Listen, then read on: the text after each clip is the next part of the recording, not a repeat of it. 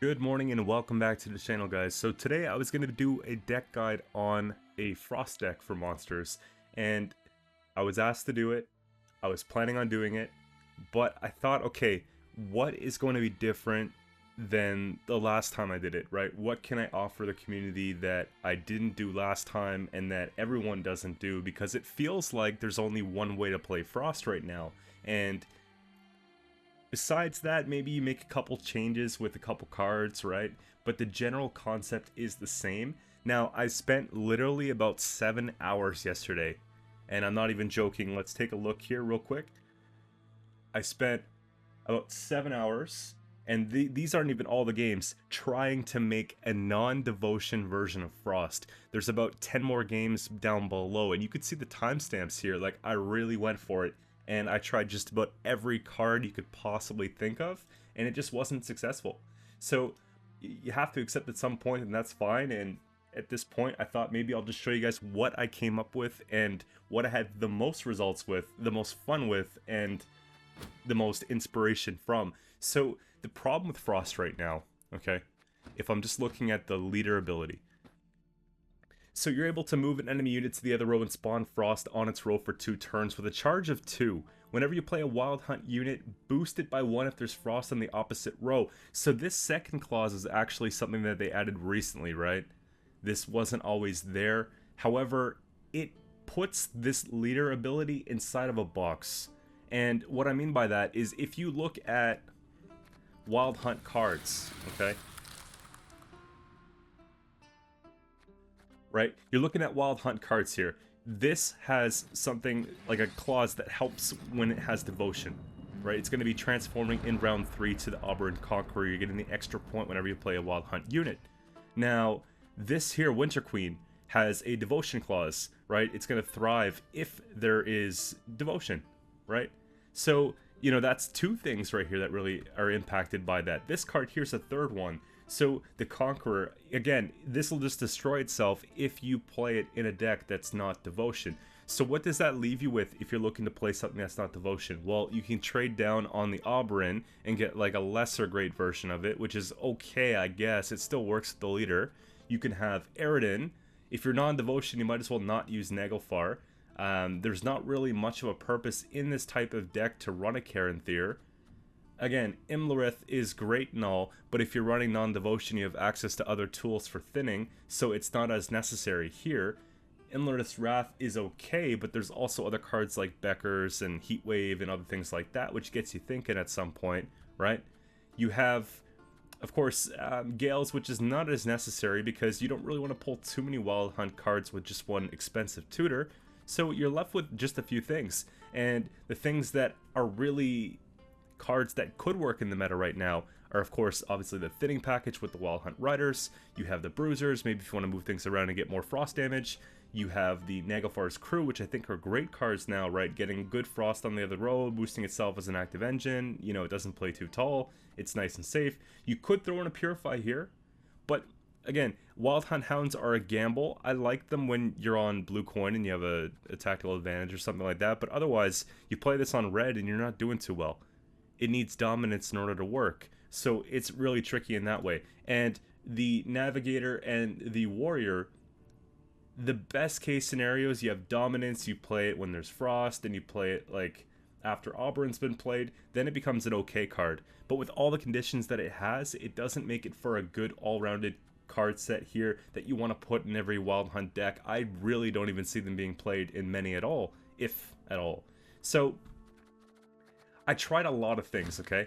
And I tried, obviously, putting Oniro in the deck, which seemed to stick. Oniro is always a safe bet.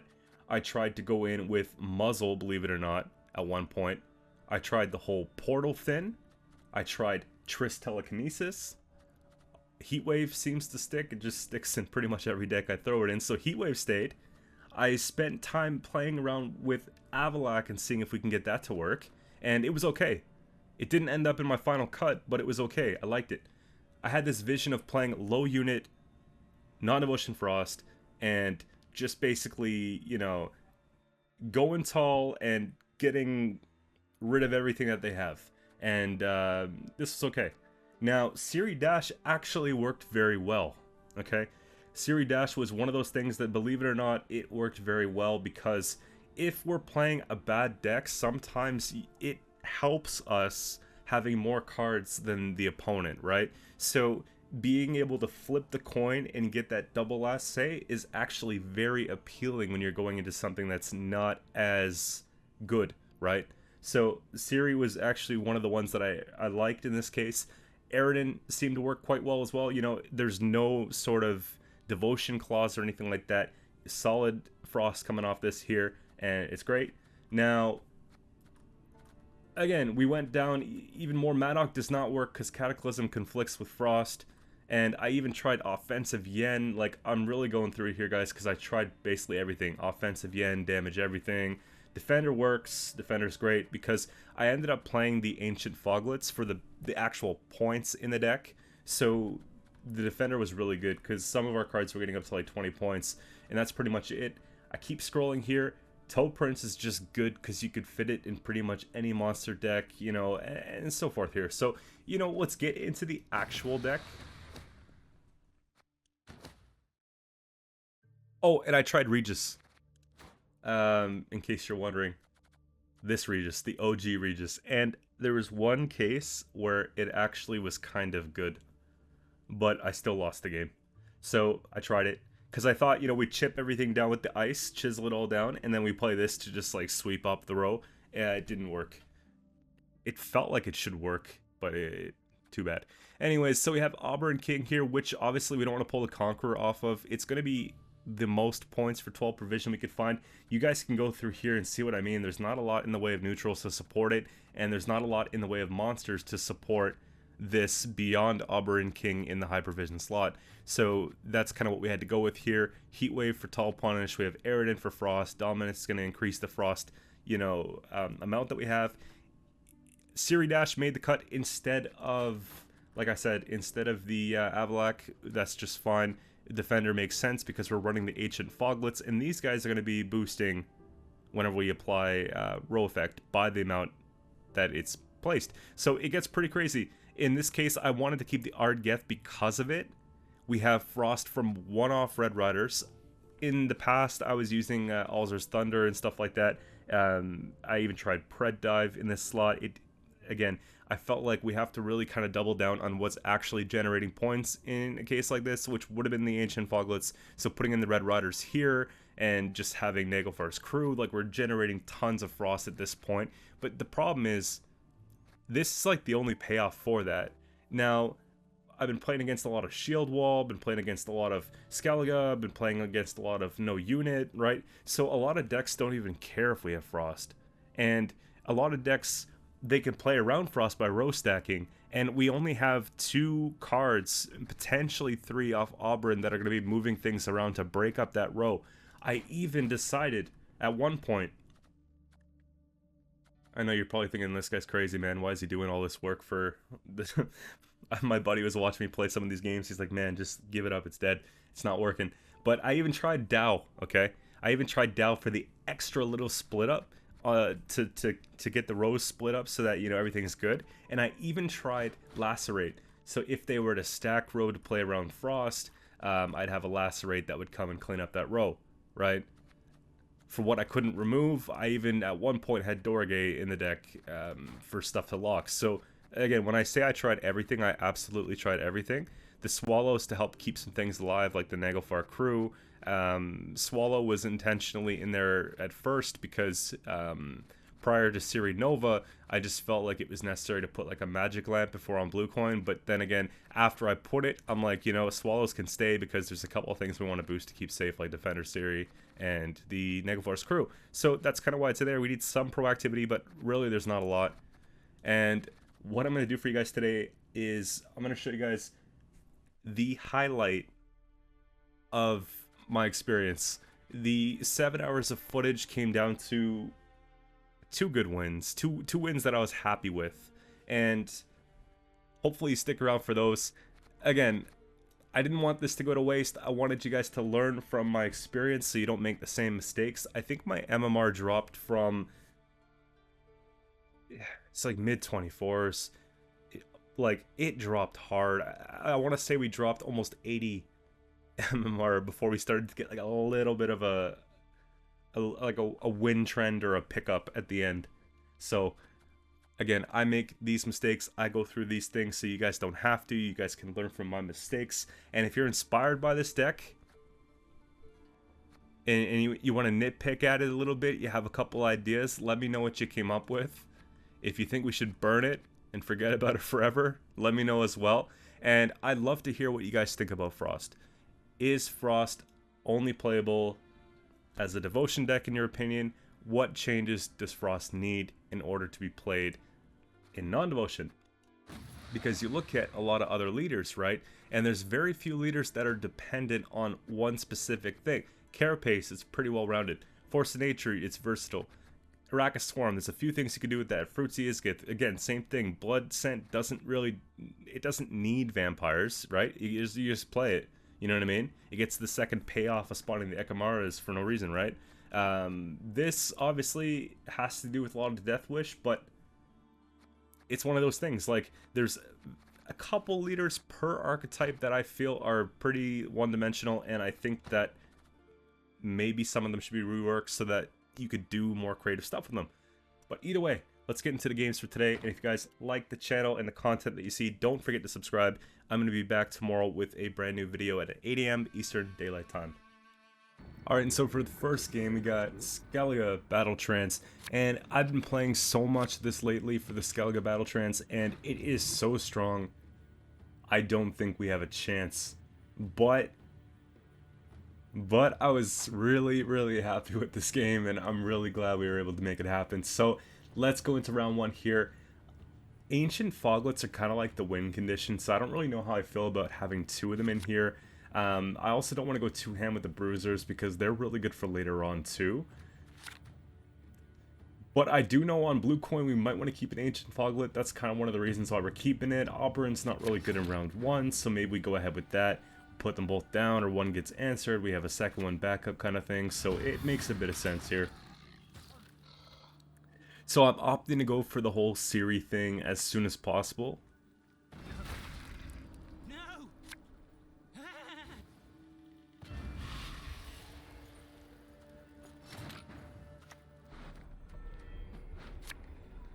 And we just put that there and start the counter.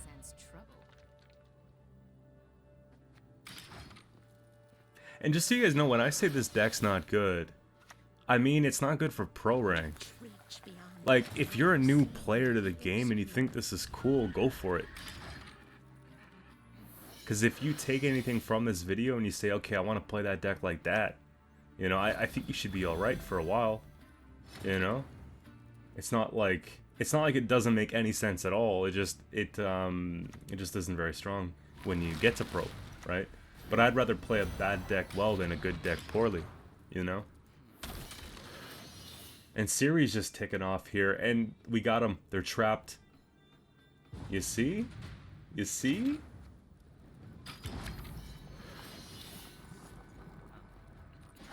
They weren't even expecting it, man. They're just like, what is this guy doing?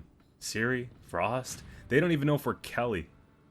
That's the thing. It's like the ultimate. Like, people see Defender come down, they're like, uh-oh. Then they see Siri come down, and they're like, oh no. You know, it's Kelly, right? But here, no, man. Just, non-devotion Frost, you know?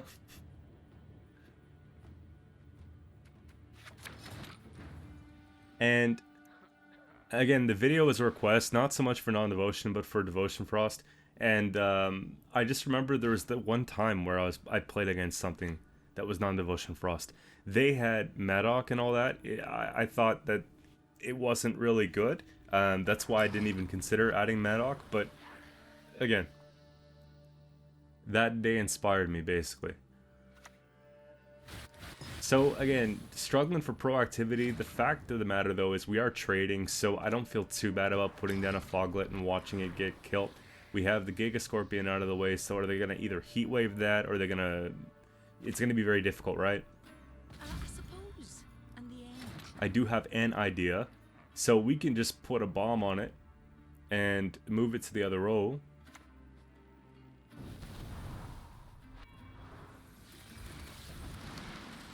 Actually, looking back at this play,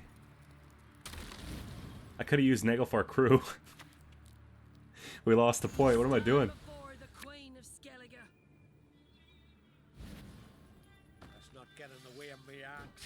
To be fair, this game was towards the end, right? So I've like had it up to the roof with this deck. I think at this point in the game, I probably realized, whoops, you know?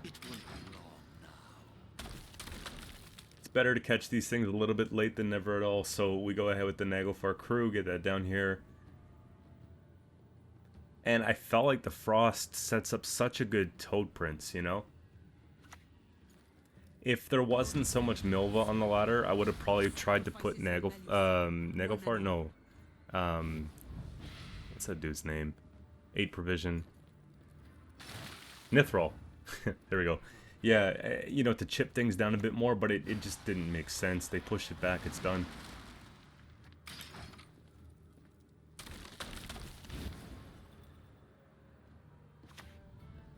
Heatwave exists, right? That's also a problem with the deck. Like, you go tall on a couple units and then you're kind of stuck. I thought about using Megascopes, guys, for the Ancient Foglets, but it feels just as slow, you know?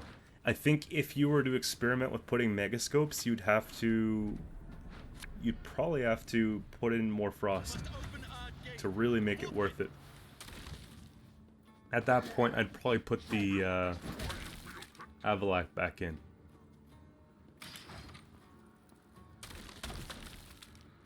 But you know what? We are keeping pace. Like, you can't deny the truth. You know, we're here keeping pace with them. Now, this doesn't do a whole lot now, but it certainly doesn't do a whole lot in round 3, so I just keep jamming Frost and hoping for the best. Seeing Scenario come down is actually really nice. I think we just jam Toad Prince here.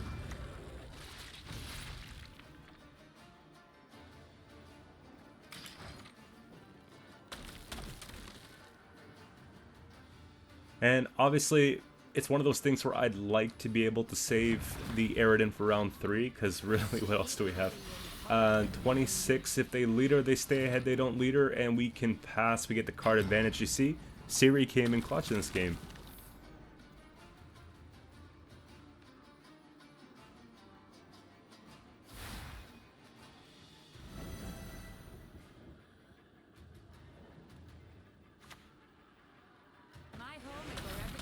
I guess they click because they dwim, right? So they get a little bit of carryover. They still have full leader. We have 1 leader. We have 1 card advantage. I have a heat wave. They don't. We just need a unit to stick now. I need cards. Like a bruiser would be pretty cool. So I knew I might run into this problem. Natural selection actually helps us a little bit, because let's say we get Frost on a row. We can basically complete a kill with natural selection, get like a couple drones on our side of the playing field, and then we can... we don't need to use leader here. We can probably just wait till next turn. Yeah. But you know, you get the token on our side, we can boost it with the Swallow, like, or Parasite if we have to. Like, it's a little bit of a proactive play. It's a little sloppy, but you know. With the Mardrome and all, we know what our Heat Wave is now.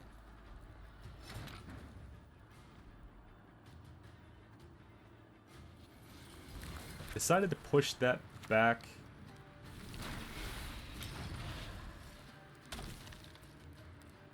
Sort of separate the row so that they don't get as good of a truffle. That's a big heat wave.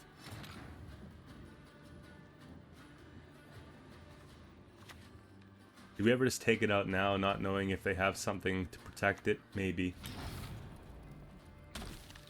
Guys, at this point, I felt like I won the Gwent Masters. I'm not gonna lie. If I knew what that feeling was like, it would be like this moment right here.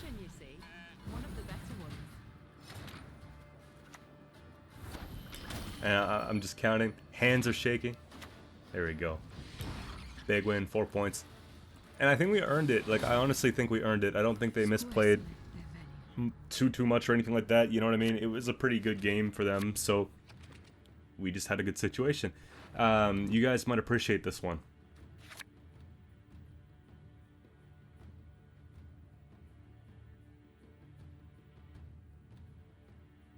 And again,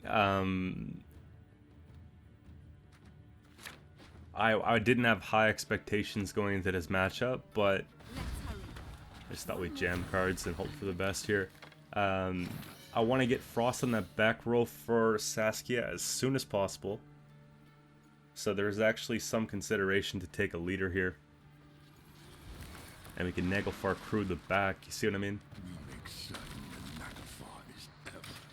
And what's nice is that we have Bruiser, we have a bunch of 4 power removal, tons of things that if they play it, right, Saskia could still get clipped. So it works out pretty well. You see? You must hold it between your teeth like so. And I do see a line here where we can actually remove Saskia this turn. I can't say I love it. I think that's what we have to do. That's already a win in my books. Now we gotta deal with the other 3 that's gonna be turning into a 4. At least we're making them get rid of these leader charges early. Like, because they're using them defensively, they're not using them offensively, you know what I mean? And that's kind of nice.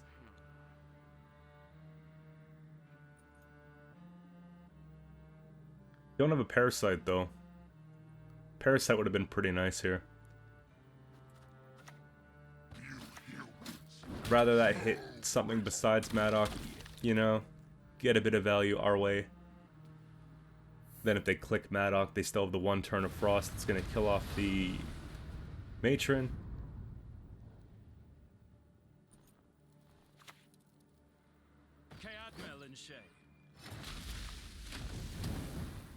Yeah, Parasite would have been real nice here. I can't even get Dominance for the Thin. And one of the other issues I was finding is, like,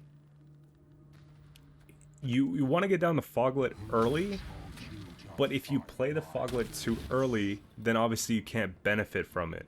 And oftentimes when you're using Frost, you also want to be using Bruiser, like right away, you know what I mean? So that's where it gets a little bit difficult. Fortunately, we traded leaders here, and I'm actually not... I'm fine with that. Especially if we're going into like a lower no unit, we don't have a leader, it wouldn't have gotten any points there. It also gives us a bit more likelihood that the Siri will actually stick, right? But no defender, kind of ambitious. I think we just take a Thin here and kind of look at round 3 and see what we could do there. Pulling into defender would be nice. They probably have something to move our card though. Actually, that's kind of intriguing. How do you not take that? I know, like, the Saskia play is one of the bigger plays they have. It's like one of the faster tempo plays. And I'm looking at all the movement engines that they've used. And the 2 Matrons down, the Sentry down, like, all that stuff. Pyrotechs, you know, they're running out of, like, that good, quick plays. So, you know, it's possible. We can even try and jam Siri here, because we do have a 15-point lead, right? Depending on what they pull here on the Oniro. Cowitcher's not great. Are you fucking kidding me? Catnip instead of crowns?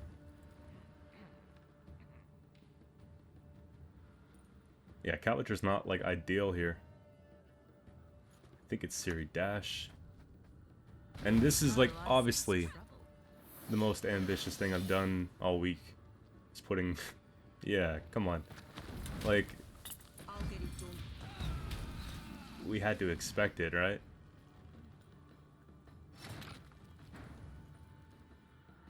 Now, we can either give up here,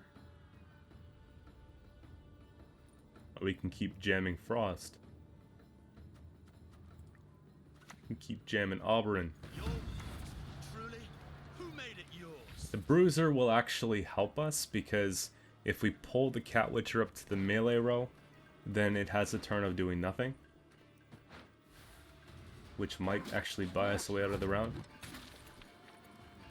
And 24 points is actually quite a big tempo, right? Like 24-9, think about it, because their average turn now that the making of bombs are out of the way, leaders out of the way, like a lot of their turns are going to be like 4 or 5 points. You see what I mean? Milva's out, Milva clicks. Maddock is clicked. Right? This looks like a pass to me. We have like nothing left, but at the same time, you know? What did they have? 17, okay. 7 to 13, we're good.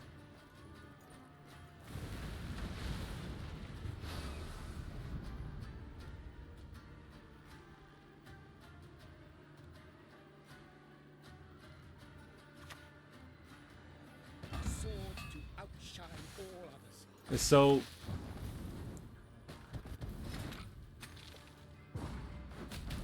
whoops. I'll take it.